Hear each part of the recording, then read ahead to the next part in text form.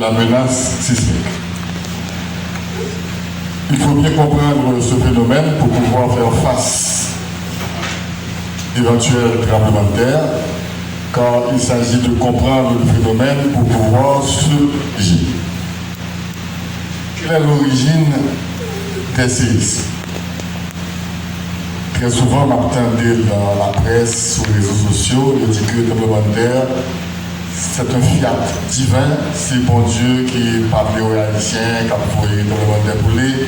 Donc c'est une malédiction divine, ou bien encore une malédiction satanique. Si c'est pas une malédiction divine, c'est une puissance étrangère qui ont des armes qui a pris à faire avec nous. Donc, ce sont des tremblements de terre provoqués. Bon, petite qualité de bagaille pour expliquer le phénomène ça. Mais Haïti n'est pas le seul pays à subir les effets de tremblements de terre. Ça se fait à travers le monde. Pour que ça, c'est Haïti qui a un problème ça. Avec mon Dieu, avec Satan et avec la puissance étrangère. Maintenant, la science a donné une réponse face à ce phénomène, face à cet événement qui est naturel. Et la science dit que les séismes ont une origine tectonique à 90%. 90%. Origine tectonique. Je vais expliquer ce que c'est que l'origine tectonique. Et les 10% soit des volcans, soit de l'homme. Effectivement, l'homme peut provoquer des tremblements de terre en faisant des essais nucléaires souterrains. Mais c'est très rare, seulement 10% plus les volcans. Donc nous allons nous attarder sur l'origine tectonique des tremblements de terre.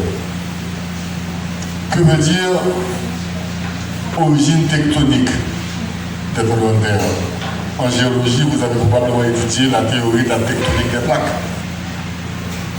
Il dit que les plaques de l'écorce terrestre, parce que vous êtes là sur l'écorce terrestre, ces plaques sont quadrillées. Vous avez plusieurs plaques, de grandes et de petites plaques, qui bougent depuis plusieurs millions d'années. Donc vous voyez l'image qui montre comment l'écorce terrestre bouge. Et avec les continents, et avec les océans. Cette vitesse, elle est très petite. Elle varie de l'ordre de 1 cm à 10 cm par an. Donc ce sont des vitesses imperceptibles. On ne se rend même pas compte que l'écorce terrestre sur laquelle vous êtes est en train de bouger. Et pourtant, elle bouge. Même si la Terre, elle tourne autour du Soleil, elle tourne sur elle-même, mais l'écorce terrestre bouge également à des vitesses de l'ordre de 1 à 10 cm par an. Donc regardez cette carte, c'est la planète Terre qui a découpé, l'écorce terrestre est découpée en un certain nombre de plaques, de grandes plaques et de petites plaques. Et ces plaques bougent. Maintenant, qu'est-ce qui fait bouger ces plaques? Mais pour avoir cette explication, nous devons aller à l'intérieur de la Terre. Probablement en géologie, vous avez étudié la structure interne de la Terre. La Terre a un rayon de plus de 6000 km. Donc de la surface jusqu'au centre, si on fait une coupe, voilà ce que l'on voit. On voit l'écorce terrestre, qui est une mince couche, d'une épaisseur d'une centaine de kilomètres à peu près. Et ensuite, vous avez le manteau, et au centre, vous avez le noyau. Maintenant, dans le manteau, il y a une matière en fusion qui bouge.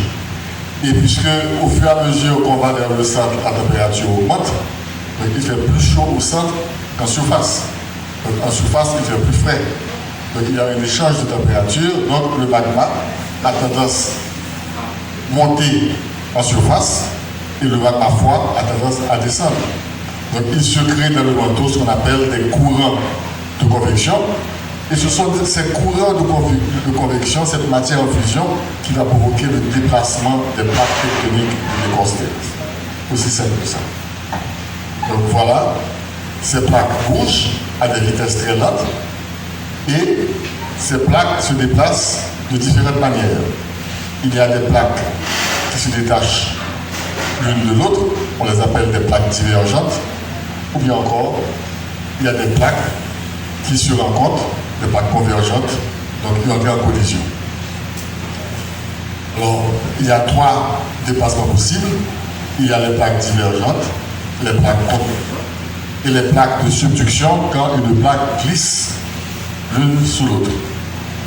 Maintenant, ces différentes actions vont pouvoir provoquer des phénomènes.